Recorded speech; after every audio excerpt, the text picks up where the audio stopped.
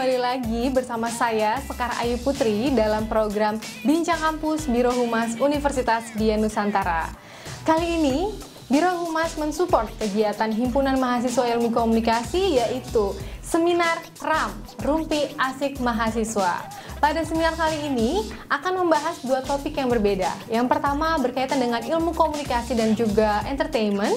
Dan untuk yang kedua akan membahas tentang security services, khususnya untuk lifestyle kita sehari-hari. Nanti kita akan berbincang dengan kedua narasumber tersebut. Tetap ikuti Bincang Kampus Universitas Dian Nusantara.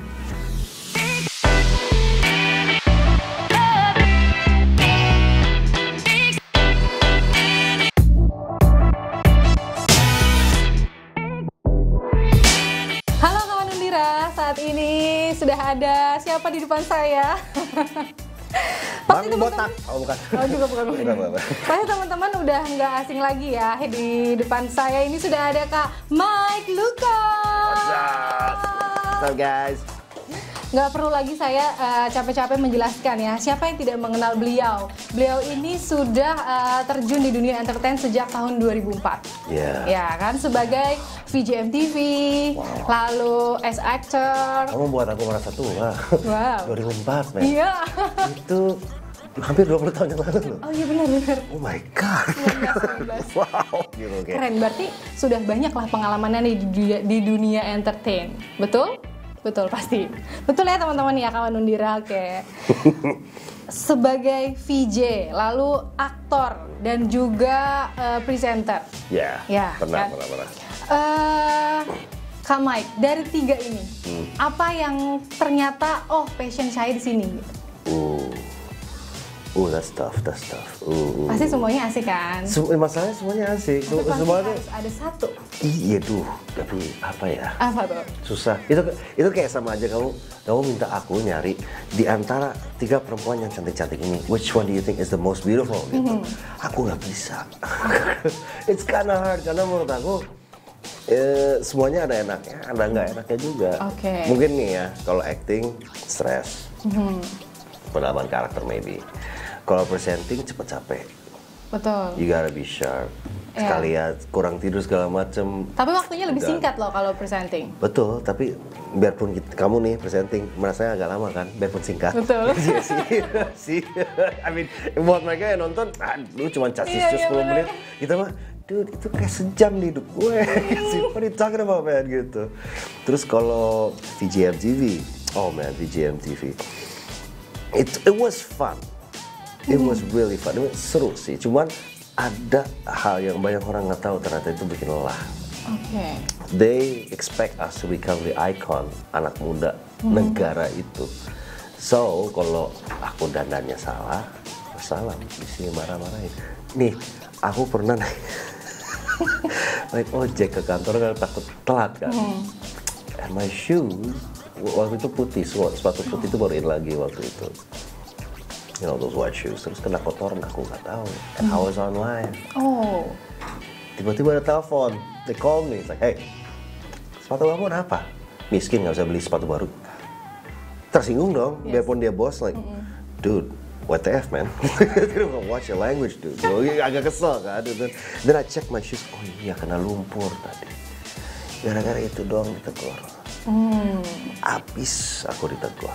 Baju nih, lupa bawa koper ke Singapura waktu itu. Lupa, kopernya ketinggalan pesawat. Oh, ketinggalan ya? Iya, bukan lupa sih, ketinggalan. Suddenly the guy from Singapore datang bawa duit, belanja. Jangan kelihatan kayak orang miskin depan TV, gitu. Orang Singapura yang ngomong dengan pakai bahasa Inggris. Tapi I realize one thing, sejudes-judesnya dia, at least he saved my career. Yeah. Dia menyelamatkan karir aku. Betul. Karena dia ngomong, you're in the VJ MTV. Video jockey, lu mempresentasikan musik anak muda di Indonesia. Nggak boleh lu kelihatan kayak gitu. So, okay, fine. Nah, dari tiga-tiganya itu, I can't choose. Karena I love it all. Cuman kalau harus banget milih. Actor guys. Makanya banyak sekali ya film, lalu juga ada sinetron ya, FTV itu zaman dulu, ya kan. Terus sekarang series. Jujur ya, aku itu dulu suka banget ngeliat FTV yang kalau Kak Mike itu memerankan anak Betawi. Oh my god. Itu kayak wah gitu. Ya, banyak banget orang yang suka loh. Iya, nggak tahu ya, kayak vibes-nya tuh kayak manly banget gitu loh. Apalagi Kak Mike ini jago bela diri silat ya. Oh iya, ada. Sampai sekarang masih nggak Kak? Jarang sekarang. Oh sudah jarang ya? Jarang. Ya, tapi karena kerja sih, karena kerja. Tapi perlu kawan Undira tahu, Kak Mike ini sangat cinta dengan pencak silat. Ya. Karena beliau punya interest di sana, mau pencak silat itu tetap harum namanya. Yeah. Kaum milenial juga Yeah. terus melestarikan, karena itu suatu kebudayaan ya. Iya. Soalnya beberapa kali sih kita kalau ketemu orang luar, itu mereka selalu nanya-nanya itu. I mean, teman-teman mungkin kalau nggak percaya, cek Instagramnya Kang Yayan atau Kang Cecep. Sekali setahun, nah itu biasanya Juni atau Juli, itu seluruh dunia datang mau ketemu Grandmaster mereka, yaitu Kang Cecep sama Kang Yayan. Keren. And it feels like that area Garut dan Tasik itu kayak tiba-tiba kayak Bali. Like, I've never seen so many white people. Like white people all over the place. Like wow, ini nggak ada Sunda-Sundanya, ini orang kulit putih semua nih. Iya. Itu, they all came to see their Grandmaster and pay respects to him.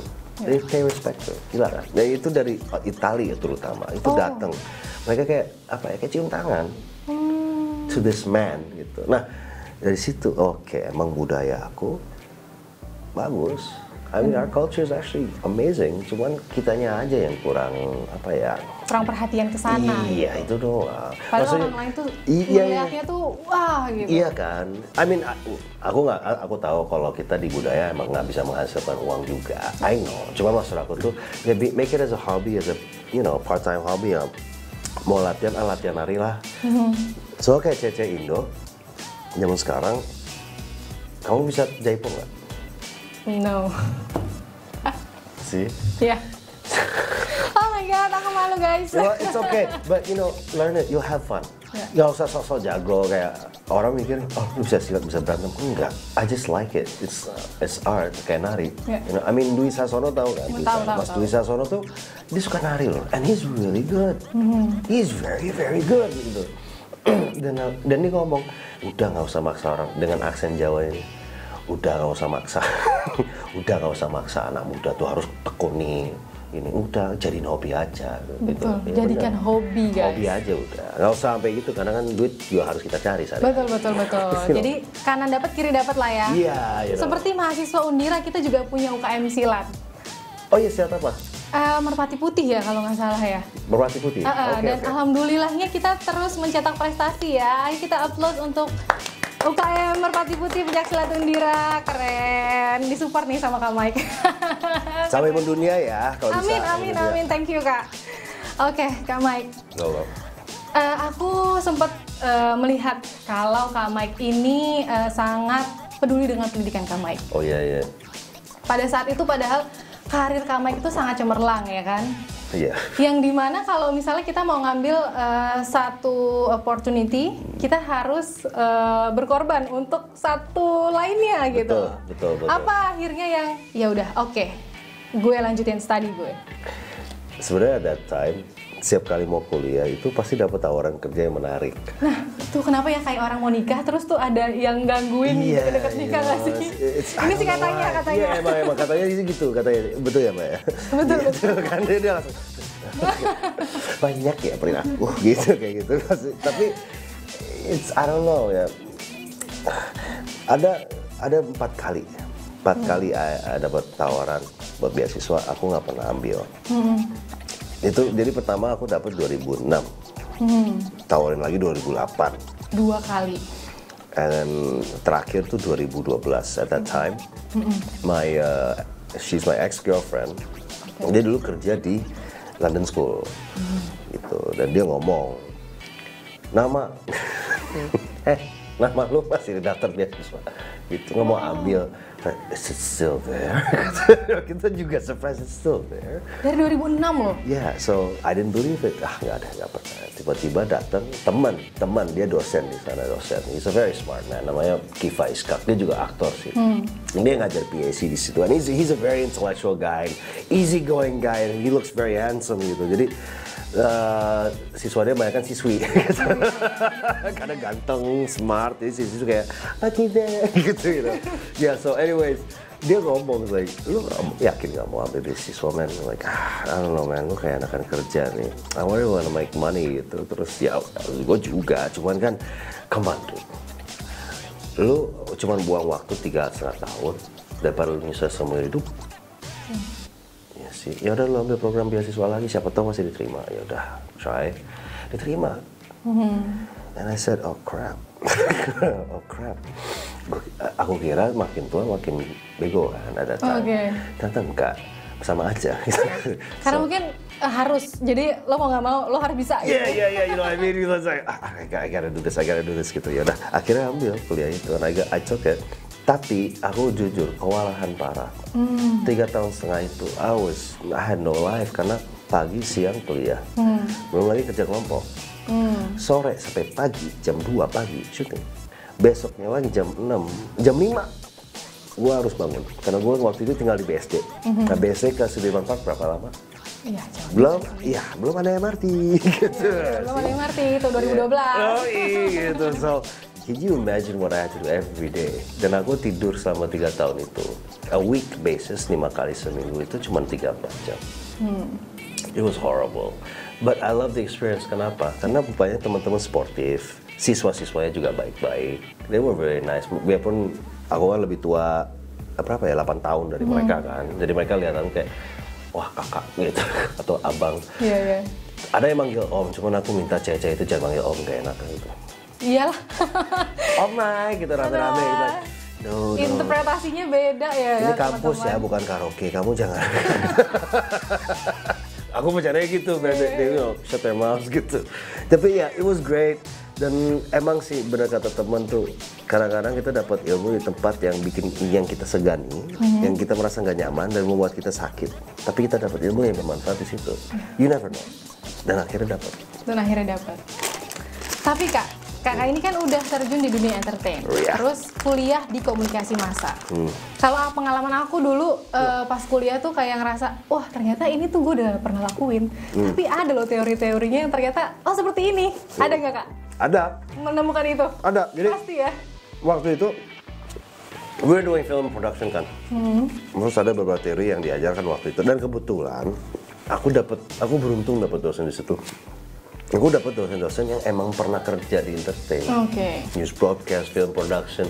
Sebenarnya teman-teman juga, cuman enak ya? Kayak ngapain lu sih? Kayak gitu, kuliah bang. Akhirnya itu bermanfaat banget ketika at that time how to make a film production, catatannya seperti apa dan lain-lain. Makanya penting tuh pendidikan, karena gini. Banyak hal yang orang nggak tahu tentang film production loh. Banyak banget yang nggak tahu. Nah untungnya dengan kuliah ini kita nggak begitu kaget. Oh ya dulu jadinya praktekin, oh gini cara kerjanya. Memang betul ada beberapa hal yang tidak sesuai teori atau mungkin yang di skip. Contoh kita biasa A, B, 1 tambah 1 sama dengan 2. Kadang-kadang di entertain kita 1 tambah 0, 2. If you know what I mean. Gitu. Okay. So itu kan tergantung orangnya. Can they be flexible or not? Nah, itu udah bantu banget sih at that time waktu bikin film produksi. Apalagi waktu kita skripsi akhir. Bikin dokumenter kan. That really helped me. Karena gara-gara itu aku dapat kontrak sama First Media. First Media Productions. Bikin apa sih namanya, kayak street food around the world. Makanan pinggir jalan. Oh iya. Nah, waktu itu bosnya tapi dia minta bahasa Inggris. Gitu. Ya itu gara-gara skripsi. Dari situ lah ya. Dari situ mulai. Tapi ada nggak kendalanya kira-kira? Selain yang waktu tadi ya. Kendalanya yang akhirnya itu yang menjadi trigger untuk gue bisa gitu. Kendalanya, well, my social skills nurun parah. Itu masalah sih. Social skills nurun parah. Ternyata semakin capek kita itu, semakin turun konsentrasi kita. Iya, setuju. You know, you lose a certain concentration that you need ketika lu syuting dan lain-lain gitu. Itu satu. Kedua, kendala yang terakhir adalah This is personal ya. Kendala terakhir tuh hubungan lu dengan orang terdekat. Betul. Itu agak-agak, ini buat teman-teman yang beasiswa dan sambil kerja ya, hubungan kita sama orang-orang terdekat jadi agak space. Karena terlalu sibuk ya. Betul. Waktu Itu, kembali lagi ke waktu. betul. Dan justru itu yang bahaya, karena hanya orang-orang terdekat lah yang bisa ngertiin kita tanpa berkomunikasi. Betul, setuju. So that's very dangerous, and that's very dangerous. Cuman ya tergantung orangnya, cara dia membawakan diri, kayak mengingatkan orang, maaf ya, aku gini gitu. Misalkan ke ibu, my mom's very close with me kan. Nyokap gue tuh dekat banget sama gue, dia ini pernah ngambek. Karena waktu, nggak ada waktu ya? Iya, ada sebulan nggak ngajak dia ngopi lagi. So she's like looking at me like gitu. Tapi dalam hati kecilnya pasti dia mengerti, tapi nggak bisa. Iya, apa ya? Tetap butuh waktu gitu. Susah sih, itu kayak bapak anak tuh, bapak sama anak ceweknya. Kalau ini kan ibu sama anak lakinya gitu. Jadi dia masih kayak, kok nggak diajak ngopi lagi ya? Kayak gitu lucu sih. Lihat nyokap gue seumuran itu ngambek kayak anak kecil. It was cute. Cuman you have to learn how to ngatasin itu. Kalau nggak, you'll be all by yourself. Dan kalau lu kuliah sendiri merasa gue bisa sendiri, I'm sorry, that doesn't work. Karena manusia tuh makhluk sosial. You can't do anything by yourself. That's just nonsense. You need someone there to support you. Gitu. Iya. Ini jadi pelajaran juga ya. Sesibuk-sibuknya kita tetap harus pandai-pandai membagi waktu, bekerja bersama teman, dan yang paling penting itu keluarga. Terutama laki-laki. Terutama laki-laki, guys. Yeah, you know, bokap gue pernah ngomong, ini sangat cold sih, cuman ada benernya. Laki-laki itu harus terbiasa nggak dapat unconditional love. I said, why Dad? That's cold. Gue bilang, that's cold. No, you don't understand. Ketika kita nikah, itu bukan apa ya, bukan because you love your woman, because you love your kids. No, it's your responsibility. It's your responsibility. Itu udah tanggung jawab lu, so lu harus biasain nggak dapat unconditional love. Jalanin tanggung jawab lu gitu. Nah itu makanya kenapa kalau kuliah sambil kerja, laki-laki itu harus paham ini. Itu beban juga nanti pas lu kawin. Trust me man. Berlatih dulu lah. Berlatih dulu, biar tebal dulu hati gitu loh. Hidup ini keras men. Karena seringan lihat sosmed banyak laki-laki nangis lah apalah gitu. Itu agak kesel sih gue like, why are you fucking crying gitu. Sorry, I said that. Sorry. Why are you crying? Mungkin beda zaman kali ya. Kalau dulu mungkin kalau Kak Mike tuh yang harus yang tegar gitu. Kalau sekarang nggak tahu, mungkin itu mempengaruhi juga Kak Deka. Mungkin ya. Tapi kalau zaman sekarang gue lebih senangnya anak-anak tuh lebih terbuka. You know, I like that. Karena sebagai aktor itu membantu banget cuy. It really helps. Apalagi dating, working, socializing itu lebih gampang menurut aku ya kalau anak-anak zaman sekarang.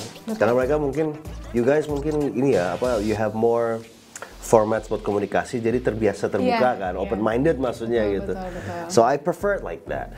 Yang gue nggak suka tuh nangis gara-gara perempuan, and you put it on TikTok. I'm like, why? Or social media. Ya, kalau perempuan nangis karena dia dibohongin laki-laki, ya silakan. For me that's normal. Bukan normal gue biasanya nyakitin perempuan, enggak. Maksudnya it's okay. Kita perempuan has a bigger heart. Bukan kita bilang dia cengeng.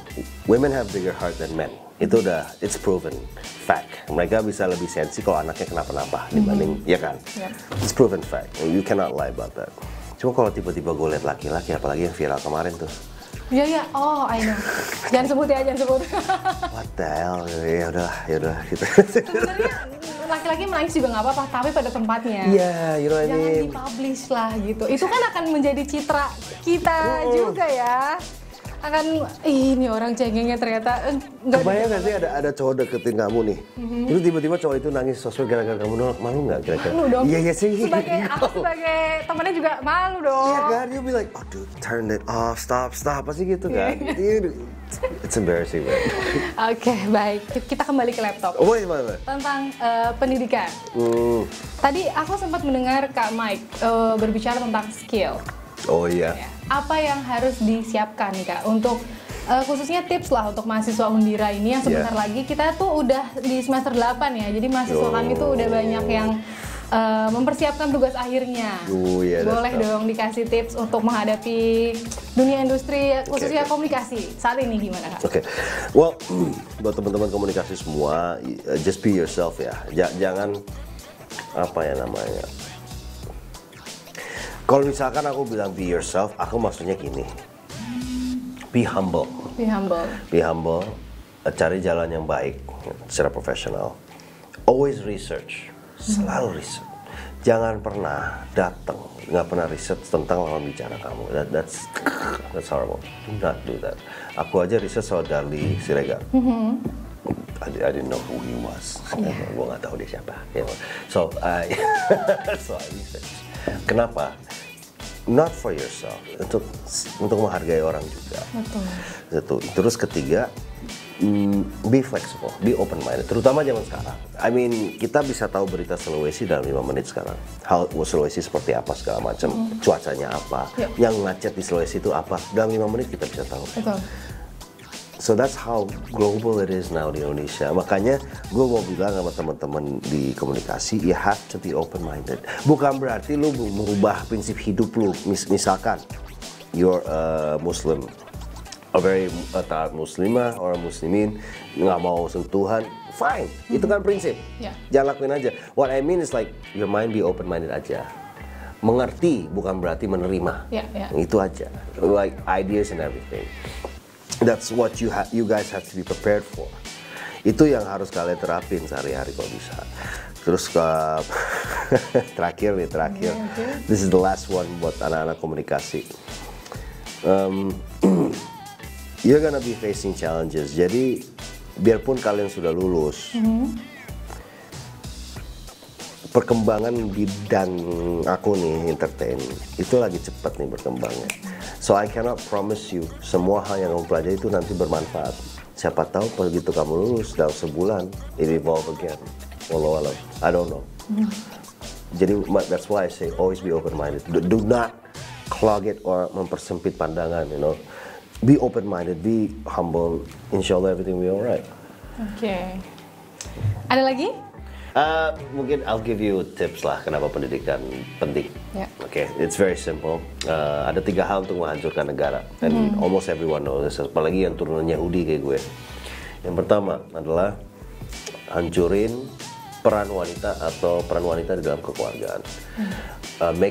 Kasih mereka hedonisme, kasih mereka hal-hal yang jauh dari tanggung jawabnya dia, sehingga rumah tangga itu bisa hancur, atau prinsip rumah tangga itu hancur. Kedua adalah ambillah orang-orang yang berpengaruh di negara itu dan gantikan mereka dengan orang-orang yang bisa dikontrol. Contoh tokoh agama, orang-orang yang punya filsafat atau punya podcast yang bermanfaat, hilangkan, to make it simple. Terus digantikan dengan orang-orang yang gampang dikontrol atau hanya nyampah. The last one, yaitu satu yang paling penting buat orang yang menguasai negara itu adalah pendidikan. Change their teachers, gantikan guru-guru mereka. Brainwash the students, brainwash siswa-siswa mereka. Let them forget their background, value, and history. Biarkan mereka lupa value mereka sebagai orang dan sejarah mereka bisa ada di situ. Dengan pendidikan itu. Nah, kalau 3 hal itu, terutama pendidikan dihancurkan, that country will very easy to control. Setuju banget. Memang kembali lagi ya, kita bicara pendidikan memang yang sangat penting gitu ya. Sampai kapanpun pendidikan itu memang akan sangat berguna banget, karena pendidikan pembelajaran itu akan berakhir ketika kita sudah tutup usia. Betul. Gitu. Apa yang kita lakukan sekarang, kehidupan sehari-hari kita itu juga salah satu proses untuk kita belajar, ya. Jadi untuk teman-teman kawan undir di luar sana, kami menghimbau ya, jangan patah semangat untuk pendidikan gitu, karena sebenarnya banyak Kak Mike beasiswa-beasiswa yang bisa ditempuh. Undira juga kita menyiapkan beasiswa, baik akademik dan non akademik. Betul. Dan kebanyakan dari beasiswa non akademik kita itu dari karate, terus bela diri pencak silat, atletik. Nah itu kita mau walaupun dia punya hobi, tapi tetap harus dijalankan lah itu pendidikannya. Amin, semangat Itulah terus. tujuannya ya. Iya, that's cool, man. Oke, semoga teman-teman bisa mengambil pelajaran dan informasi tips yang diberikan oleh Kak Mike hari ini, dan semoga teman-teman Undira bisa ada yang menjadi seperti Kak Mike ya. Amin, Amin di kemudian hari ya. Well, why not? Kita nggak maksudnya nggak membohongi juga, kita tuh akan pelan-pelan akan. Siapa tahu salah satu teman-teman kita dari Undira jadi bos aku, Wow. jadi produser. I don't mind. Tidak ada yang I tidak don't mind. mungkin. Exactly. Oke, baik. Semoga Bincang Kampus kali ini menjadi pesan yang amat mendalam untuk teman-teman dan teringat terus ya kan, kapan lagi Kak Mike ada di Undira coba ya kan. Terima kasih Kak Mike, tepuk tangan dulu untuk Kak Mike. Terima kasih dan kembali lagi di Bincang Kampus Undira berikutnya. Bye.